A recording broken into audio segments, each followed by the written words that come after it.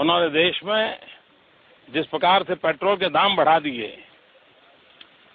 ये दिल्ली सरकार की शासन चलाने की नाकामयाबी का जीता जागता सबूत है। देश की जनता के अंदर भारी आक्रोश है और इसके कारण और भी चीजों पर बहुत बड़ा बोझ होने वाला है। सरकार पर भी बहुत बड़ा बोझ होने वाला है। मैं आशा करूंगा कि प्रधानमंत्री जी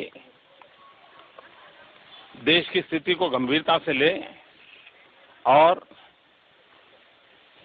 पेट्रोल के दाम बढ़ाए हैं उसको वापस करें।